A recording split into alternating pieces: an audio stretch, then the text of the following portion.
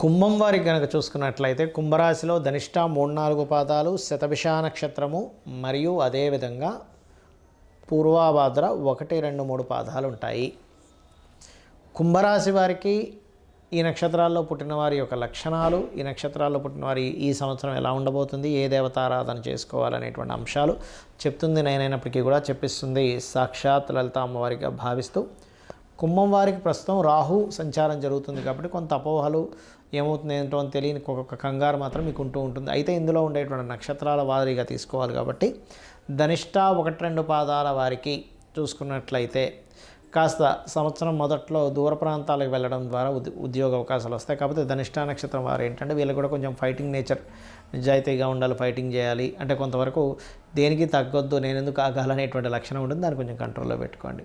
శతభిష నక్షత్రం వారికి ఏంటంటే ముఖ్యంగా వీళ్ళు హ్యాపీగా ఉండాలి, పక్క వాళ్ళని హ్యాపీగా ఉంచాలి, చిన్న చిన్న విషయాలు కూడా ఆనందపడుతూ ఉంటారు. కాకపోతే ఏంటంటే ఇక్కడ శతభిష నక్షత్రంలోనే రాహు యొక్క సంచారం జరుగుతుంది కాబట్టి కొంచెం జీవిత భాగస్వామి విషయంలో అది కొంత స్ట్రెస్ అది ఉంటూ ఉంటుంది. కొంచెం జరగరానివి ఏవో జరుగుతాయేమో కొన్ని భయాల్లో ఉంటూ ఉంటారు. ఓం దుమ్ దుర్గాయ నమః అనే మంత్రం చేసుకోండి శతభిష వారు.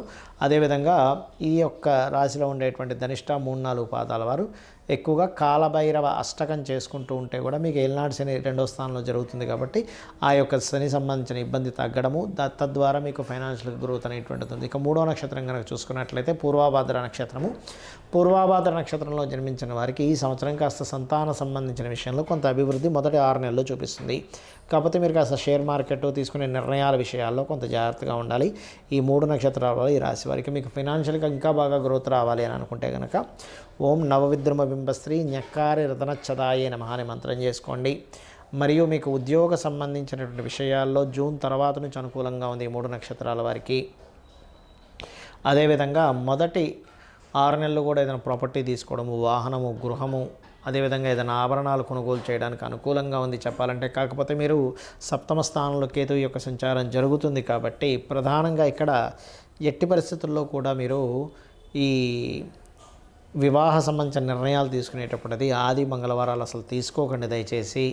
మరియు అదేవిధంగా మీ యొక్క నక్షత్రము వారికి చూసుకున్నట్లయితే నక్షత్రము రాశి ఈ రాశి వారికి నక్షత్రం వారికి కనుక చూసుకున్నట్లయితే ప్రధానంగా ఈ రాహుకేతువుల యొక్క ప్రభావం అధికంగా ఉంటుంది కాబట్టి మీరు వీలైతే మరీ వివాహ సంబంధించిన విషయంలో ఎక్కువ ఇబ్బంది పడుతుంది, ఆల్రెడీ వివాహం చేసుకొని మరి అంత ఇబ్బంది పడుతుంది అనుకునేటువంటి వారు రావి చెట్టు కింద ఉండేటువంటి సర్పాల దగ్గరికి వెళ్ళి అక్కడ మీరు కనుక ప్రదక్షిణం చేసుకొని రాహుకేతువుల దగ్గర దీపారాధన కనుక చేసినట్లయితే అన్ని విధాలా బాగుంటుంది. అయితే ఈ సంవత్సరం మీరంతా కూడా దక్షిణామూర్తి యొక్క ఆరాధన, విష్ణువు యొక్క ఆరాధన ఎక్కువగా చేయండి, మీకు అన్ని విధాలా బాగుంటుంది.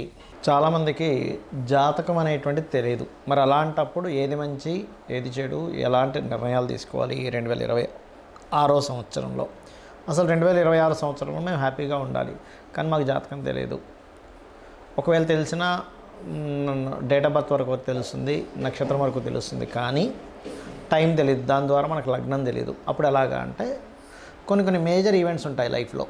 అంటే వివాహం చేసుకోవడము, ఏదైనా ఒక వ్యాపారం చేయడము, అలాగే విదేశాలకు వెళ్ళడము, ధనపరంగా బాగా అభివృద్ధి అవ్వడం, ఇవన్నీ కూడా వీటిని కొన్నిటిని మీరు కొన్ని సంకేతాలతో తెలుసుకోవచ్చు. మరికొన్ని ఏంటంటే కొన్ని దేవతా సంబంధించిన ఉపాసన చేయడం ద్వారా మీరు అభివృద్ధి చేసుకోవచ్చు. వాటిని ఎలాగా అనేటువంటి విషయం ఇప్పుడు నేను మీకు చెప్తాను. ఫస్ట్ ఆఫ్ ఆల్ ఏంటంటే మీరు చూడండి, లైఫ్లో ప్రతి ఒక్కరికి కావాల్సింది ఏంటి? ధనం మూలం ఇదం జగత్. శాస్త్రం కూడా మనల్ని ధర్మబద్ధంగా ధనాన్ని సంపాదించమనే చెప్పింది చెప్పాలంటే. ఓకే, అయితే ఇక్కడ గమనించినట్లయితే మీకు ధనపరమైనటువంటి విషయాల్లో బాగా కలిసి రావాలి, ఫైనాన్షియల్గా మంచి గ్రోత్ ఉండాలి అని అంటే కనుక నేను చెప్పేది ఒకటే, మీ యొక్క లగ్నం నుంచి 2వ అధిపతి తెలియదు, మీకు ధనాన్ని ఇచ్చే కారకుడు ఎవరో తెలియదు, మీకు ఫైనాన్షియల్ గ్రోత్ ఇచ్చే ప్లానెట్ ఎవరో తెలియదు అని అన్నప్పుడు సింపుల్గా లలితా సహస్రనామాల్లో ఓం సంపత్కరీ సమారూఢ సింధుర వ్రజసేవితాయే నమః, ఓం ధర్మాధ్యక్ష ధనాధ్యక్ష ధనధాన్య వివర్ధనీయ నమః అనే మంత్రం చేసుకోండి. ఇక 2వ విషయం ఏమిటి అని చెప్పి చూసుకున్నట్లయితే చాలామందికి ఏమంటే నాకు ఏ నెంబర్ బాగా కలిసి వస్తుంది, ఏ రోజు బాగా లక్కీగా ఉంటుందని అడుగుతూ ఉంటారు. ఒకటే గుర్తుపెట్టుకోండి, మీకు 7 వారాల్లో ఏ వారం బాగుందో చూసుకోండి. ఆదివారం బాగుందా అంటే రవి యొక్క నక్షత్రాలు ఆదివారాలు మీరు చేయొచ్చు పని. 1వ నెంబరు లేదా 10వ నెంబరు ఇట్లా అంటే కూడితే 1 వచ్చే దాంట్లో మీరు చేసుకోవచ్చు. అలాగే సోమవారాలు బాగుందండి, ప్రతిసారి నాకు సోమవారం బాగా కలిసి వస్తుందండి అన్నప్పుడు ఫుడ్ రిలేటెడ్ సంబంధించిన ఏదైనా బిజినెస్లు చేయడం కానీ, వస్త్రానికి సంబంధించి ట్రాన్స్పోర్ట్ రిలేటెడ్ సంబంధించినవి చేయొచ్చని అర్థం అనమాట. అలాగే 2వ నెంబర్ బాగా కలిసి వస్తుందని. మరి కొంతమందికి వాళ్ళ జన్మజాతకం తెలియదు కానీ వాళ్ళకి మంగళవారాలు బాగా కలిసి వస్తూ ఉంటుంది. ఏం కొన్నా నేను మంగళవారం కొంటానండి, మంగళవారం బాగా కలిసి వస్తుంది అంటారు. అలాంటప్పుడు సుబ్రహ్మణ్యేశ్వర స్వామి ఆరాధన చేయడము మరియు మిషనరీస్, పవర్ రిలేటెడ్ ఇలాంటివి ఏవైనా సరే మీరు ప్రారంభించడం చేయొచ్చు. బుధవారం కనుక మీరు చేయాలి అని అనుకుంటే గమనించుకున్నట్లయితే అంటే బుధవారాలు మీకు బాగా కలిసి వస్తున్నాయి.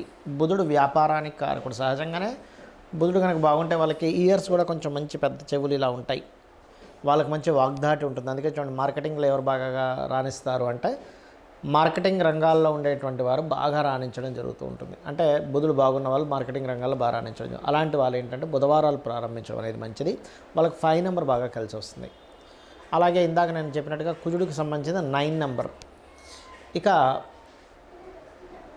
శుక్రవారం లేదా గురువారం తీసుకుందాం. గురువారం అయితే గురువుకి సంబంధించినటువంటి వారాల్లో మీకు బాగా కలిసి వస్తుంది. అంటే టీచింగ్ లైన్స్లో బాగా కలిసి వస్తుంది మీకు.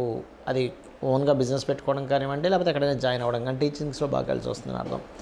శుక్రవారం కనుక మీకు అన్ని విధాలా బాగుంటుంది అంటే మీరు అర్థం చేసుకోవాల్సింది ఏమిటి అంటే ఇక్కడ మీకు ఆ యొక్క వారాలు ఏవైతే ఉన్నాయో ఆ రోజుల్లో మీరు ఆరోగ్య సంబంధించినటువంటివి మీరు ఎటువంటి స్టెప్ తీసుకున్నా, లేకపోతే ఆరోగ్య సంబంధించిన బిజినెస్లు ఏం చేస్తున్నా సరే బాగుంటుంది. ఇక శనివారాలు బాగున్న వాళ్ళు ఉంటారా అంటే ఖచ్చితంగా ఉంటారు. శనికి 2 రకాల కారకత్వాలు ఉంటాయి. రాహు యోగించిన శనివారం యోగిస్తుంది సహజంగా శని. అయితే ఈ శనివారాలు పర్టికులర్గా మీరు యోగిస్తుంది అంటే జాబ్ కన్సల్టెన్సీ, జాబ్ చేయడము, లేకపోతే కొంతమంది చూడండి ఈ కోళ్ళ పెంపకం, మేకల పెంపకం ఇవి చేస్తూ ఉంటారు, గొర్రెల పెంపకం అవి చేసుకోవచ్చు. ఇక మంగళవారాలు ఇప్పుడు మనకి ఆదివారం నుంచి శనివారం వరకు మనం చెప్పుకున్నాం కదా. మంగళవారాలు కూడా కేతువు కూడా చూసుకోవచ్చు కుజుడితో పాటు. కాబట్టి మంగళవారాలు కలిసి వస్తుందన్నా సరే మీరు సాఫ్ట్వేర్ రిలేటెడ్, శనివారము మంగళవారం 2 సాఫ్ట్వేర్ రిలేటెడ్ వాటిలోకి వెళ్ళొచ్చు. మంగళవారాలు కలిసి వస్తుందంటే కొంతవరకు మీరు ఆధ్యాత్మికమైనటువంటి, గురువారం మంగళవారం 2 కలిసి వస్తుందంటే ఆధ్యాత్మికమైన వాటిలో కూడా బాగా కలిసి వస్తుందని అర్థం చేసుకోవాలి. అయితే మీకు బిజినెస్ పెట్టి బిజినెస్ ఇంప్రూవ్మెంట్ అవ్వట్లేదు అనుకునేటువంటి వారు 2026 సంవత్సరంలో ఓం ఇంద్రగోప పరిక్షిప్త స్మరతూనా భజంగికాయే నమః అనే మంత్రం చేసుకోండి. అలాగే మరొక విషయం ఏంటంటే ఇక్కడ గమనించినట్లయితే మీరు వివాహం అవ్వటం లేదు అని అనుకునేటువంటి వారు ఓం శివకామేశ్వరాంకస్త శివ స్వాధీన వల్లభాయ నమః అని చేసుకోండి. నవగ్రహాల్లో ముఖ్యంగా శని, రాహు, కుజ, కేతు గ్రహాల దగ్గర దీపారాధన చేయండి. గురుగ్రహం దగ్గర కూడా గోవులకి అరటికాయలు, బెల్లము తినిపించండి.